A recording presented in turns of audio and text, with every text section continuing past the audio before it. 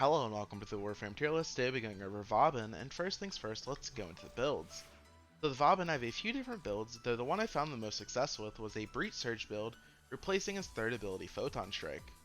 Breach Surge works very well on Vauban, as Breach Surge as an ability works well in conjunction with grouping tools.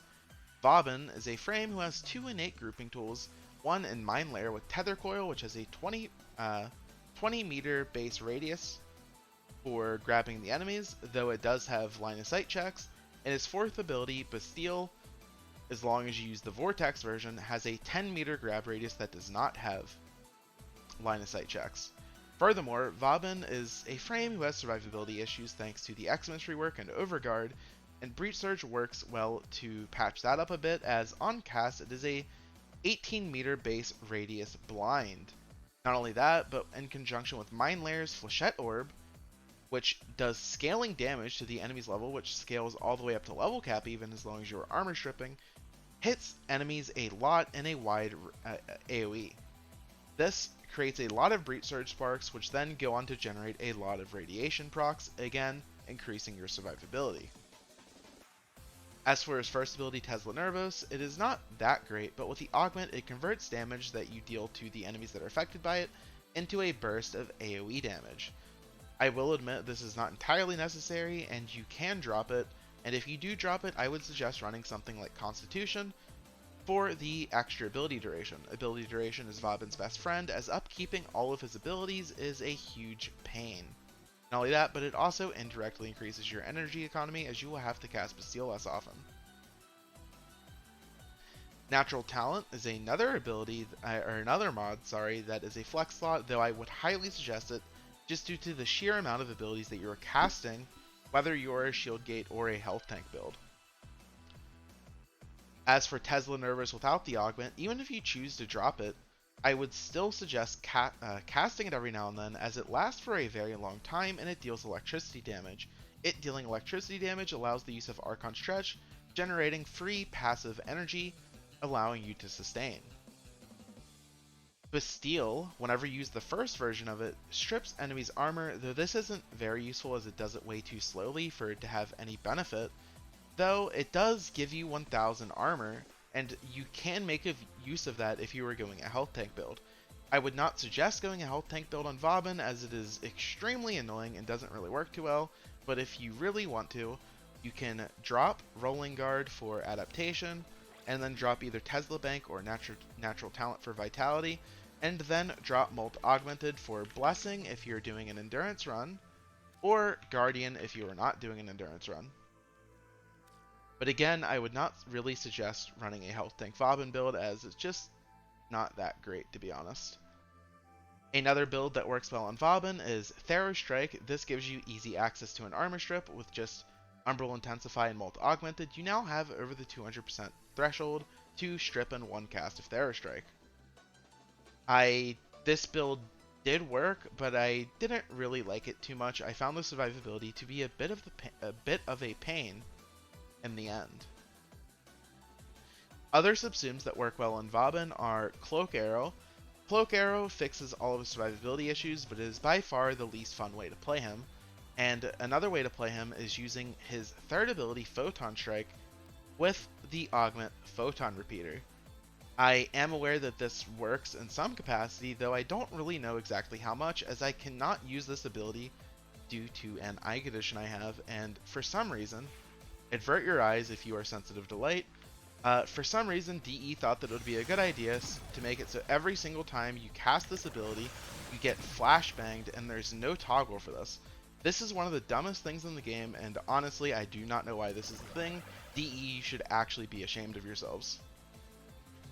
As for the weapon loadouts, for the Breach Surge build, I was using an Argonac with the Amalgam Argonac Metal Auger mod for the damage from daggers reduces armor by 6, in conjunction with a Karis Prime modded for gas damage.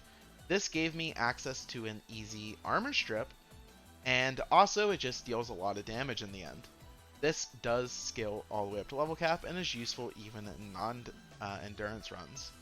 As for the secondary, I was just using an Epitaph to hold my Auger mods and to prime the enemies. If you're using a Therastrike build, you can honestly use whatever you want, and that is not an exaggeration. Even if you want to use a single target weapon, such as, you know what, I'll just use my old Stradivar as an example. Even if you wanted to use a single target weapon, as long as you just throw on Primed Shred, or if you're using something that's not a rifle and can't use Primed Shred, just something with punch through, you can use a single target weapon on Vauban, which is very nice, and it does make him a tiny bit fun. So if you're using anything that isn't Breach Surge, or if you just don't care about having an armor strip for high scaling, literally feel free to use whatever you want. As to the focus schools, I would highly suggest Vazarin, as Vazarin with Protective Sling gives you invincibility, which does help his survivability issues. If you find your survivability find on Vauban, I would suggest Uneru for Poise if you do not have access to Prime Shorefooted, and Stone Skin if you're doing a health tank build, and again access to an armor strip thanks to Caustic Strike, or Madurai for mostly the 50% casting speed, as again casting speed is very important on Vauban. Last but not least is just a Panzer with the standard Panzer build with the synth mods equipped. Moving on, now we'll be discussing Vauban in relation to 4 separate topics. Firstly is KPM, secondly is survivability, thirdly is viability, and finally how fun he is to play. All of this data is sampled from a 1-hour solo Steel Path bot run with no Spectres, no on-call, and of course, no Archon shards. Now let's begin with the first topic, Vauban's KPM. In the footage you're seeing, I got over 10,000 kills in a 60-minute solo run with these restrictions.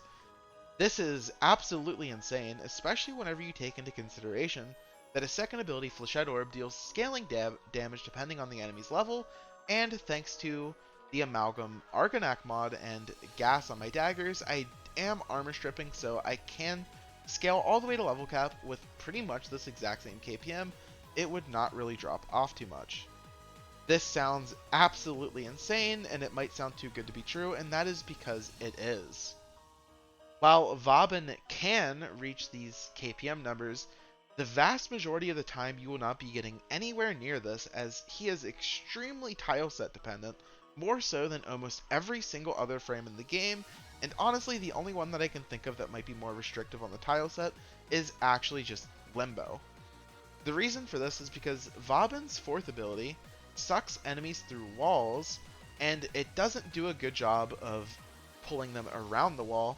So if you're not in a wide open room, you will just be getting, you'll be pulling enemies in and they'll just be getting stuck on walls and not coming to you, and you'll just be losing a lot of KPM or running around trying to kill them behind walls. It's just annoying, and it lowers your KPM a lot. In fact, in most of these runs, I was struggling to get over 100 KPM due to this issue. And then there's the opposite problem, where if you're in a too wide of an open room, then the enemies are too far away, so again, you're not sucking them in. You have to make use of, what is it called? The Magus Anomaly. That took me too long. So you have to make use of Magus Anomaly with your operator pull them in, because it has a 30-meter radius. And once you get them either out of the line of sight check to see your second ability, Tether Coil will pull them in, or they just get around the wall, so then your 4 will just deal with them, then that works, but it still lowers your KPM a lot. So again, just to reiterate, most tile sets are too cramped with too many small, tight corridors to actually make use of his kit, and it lowers your KPM too much, as enemies will be getting stuck behind walls, or you'll be in a room that's too open, so you have the opposite problem of the enemies just sniping you from across the map and not actually walking into range of your abilities. So in the end, he still has very high scaling, and he does have potential for insane KPM, but most of the time it is pretty average. I will still toss him a bone here, as I'm going to be harsh on him for the rest of the video, and I will give him an S- for his KPM. Now moving on to the second topic, survivability, and I will just be blunt, it is terrible. The problem with his survivability is pretty much everything I already said, but also you're casting so many abilities and cycling through so many abilities from his 2 that sometimes you just die while you're trying to do something else. Like you're trying to cycle through his 2 because you have to cast Overdriver, or you're cycling to the Flechette Orb or the the suck coil. I can't remember what it's called. Tether coil. It's just annoying. On top of this, you have to hold cast the Bastille because you can't invert it like you can other abilities. So then there's like a slight delay whenever you cast his force. So if you're shield gating, you can die there. If you're just health tanking, like he doesn't really have the stats to facilitate health tanking on top of like Eximus just completely cucking his game plan. So then like you don't really have good CC if the enemies have overguard. You don't really have a survivability option outside of that. And of course he has the 1000 armor from his fourth ability if you use the other version that isn't the suck. But that's just annoying to maintain. Like it does work. Don't get me wrong. Like the free 1000 armor is fine. Like it's really good. Like nobody would complain about a 1000 free armor, right? That's a lot of DR, especially with blessing and vitality. That gives you like 1.4k armor and like 2.1k health. So like with everything up, you are tanky as a health tank build. It's just it doesn't work for some reason. I don't know. He's one of the only frames in the game where I feel like playing him as a shield gate frame, you have to use Vazarin because it's just so annoying keeping him alive. I don't know. I absolutely hated him, and I did ask a couple friends that have played Vauban, and they all did agree with me that compared to other frames, his survivability was trash. So like, I don't think I'm crazy. I don't think I'm an outlier in thinking that survivability sucks for one reason or another. I'm not sure what the core issue is. I just know that there's something there that just makes staying alive on him a nightmare. I am giving him a D for survivability, and honestly, I was kind of contemplating giving him an F since I had to use Vazarim on him in the end. Now moving on to the third topic is viability, and again, his viability is pretty bad due to the issue that I talked about in the KPM section, where he's extremely tile set dependent, and he also gets hard cucked by Eximus and Overguard, so it's just not that great. That being said, there are a few things that he is very good for, such as Deimos bounties, as he can suck in the annoying Deimos Jugulus, I think they're called, like the infested enemies that literally look like they're a penis coming out of the ground. He can pull those in, which are otherwise annoying whenever you have to do the bounty where you have to kill X amount of enemies inside of the circle. So he's good for Deimos bounties. I don't think he's my first pick there. I think I'd rather have a Mesa. Though he is good for just random things like that. But in most everyday missions, he's kind of useless, to be completely honest. Like, I know a lot of people were playing him in Mirror Defense whenever Mirror Defense was new, but again, I feel like he did absolutely nothing there, and I don't entirely know why people were doing it. And I know whenever Archon hunts first came out, people were like freaking out that you could use his... Oh, I can't remember what it's called. I think it's his Vector Pad? The fourth buff on his second ability. Yeah, it's called Vector Pad. I know a lot of people were freaking out about that whenever Archon hunts came out, because you could like use the Vector Pad to trap the operator in a corner. But I'll be honest, again, that's pretty useless. That's just a skill issue of just kill the enemies and revive him if he happens to die. Like, like it's really nothing notable. So his overall viability is also pretty low. I'll give him like a C-, and it's, I think that's pretty fair. Now, moving on to the final topic of how fun he is, and again, I don't think he's that fun. Most of his fun, in my opinion, it comes from the fact that you are free to use a lot of different weapon builds. Like, again, you can use any single target weapon, you just have to throw in some punch through, it's fine.